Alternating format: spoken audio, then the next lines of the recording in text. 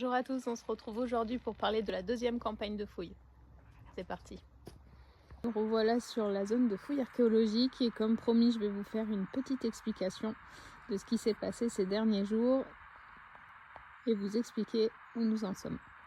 Du coup, pour resituer, on a commencé à travailler donc sur cette zone-là qui est donc à l'arrière du monolithe et donc on a vite vu apparaître ces grosses découpes qui vous ont posé beaucoup de questions et donc qui correspondent à l'époque de la carrière. Il faut savoir que là on est sur une petite partie mais en fait la carrière se poursuit dans le fond et là on voit bien au niveau des découpes.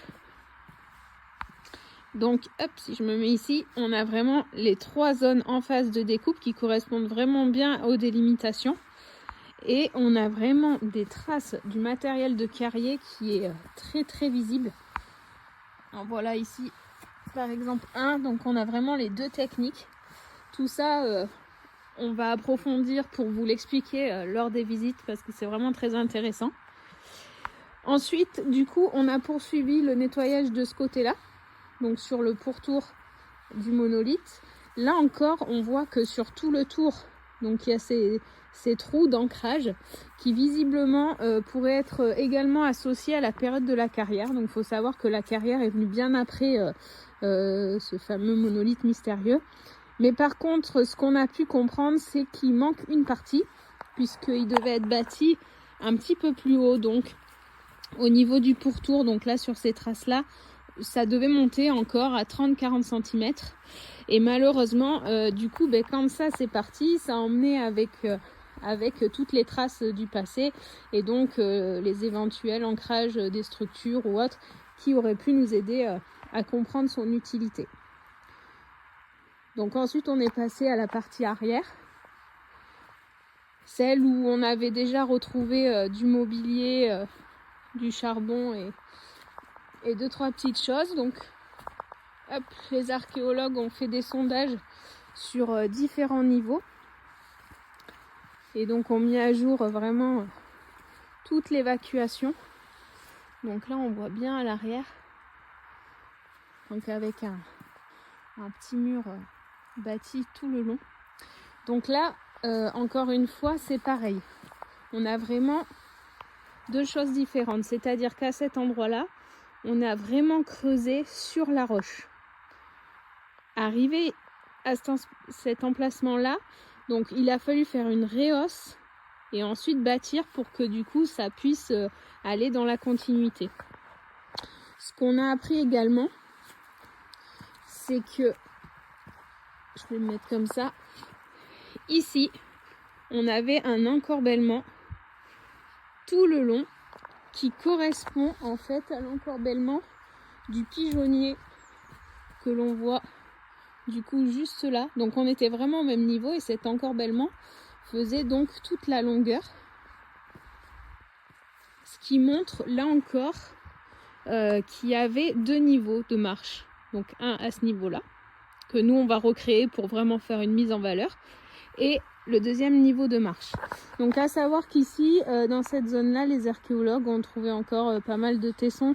Je vous en ai montré quelques-uns. Ils ont trouvé également des os, des coquilles d'huîtres, enfin voilà, il y avait vraiment plein de choses. Donc tout ça c'est parti à analyse et ce qu'ils ont pu nous dire également c'est qu'il faut s'imaginer que ce monolithe en fait ne se trouvait pas à l'air libre. Il devait avoir au-dessus donc une falaise qui le recouvrait un peu dans ce style là, qui correspond aussi un peu à la découpe du pigeonnier. On est un peu sur les mêmes formes, donc il faut s'imaginer ça au-dessus avec l'encorbellement qui vient à l'avant. Donc c'est vrai que ça fait beaucoup d'étapes qui sont compliquées à comprendre, mais c'est vrai que maintenant qu'on a une vue d'ensemble, il y a quand même des éléments qui sont assez simples en fait à expliquer, à comprendre. Donc là je vous fais sur une vidéo, mais c'est sûr qu'en vrai ça sera beaucoup mieux et nous attendons les archéologues en fait qui vont nous faire des petites reproductions du coup pour avoir un visuel. Donc ensuite à voir si effectivement cette hypothèse de pressoir peut être confirmée ou pas. On est toujours sur cette forme assez particulière qui ne correspond pas à ce qui est vu d'habitude.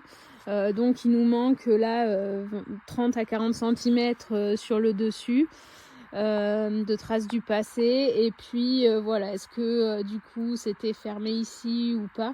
Donc pour l'instant ce sont des questions qui se rajoutent. Mais donc là, les archéologues vont continuer leurs recherches, vont également analyser tout ce qu'ils ont pu trouver ici. Et on espère du coup avoir un petit peu plus de réponses concernant tout ça. C'est vrai que la datation pourra nous aider également à comprendre.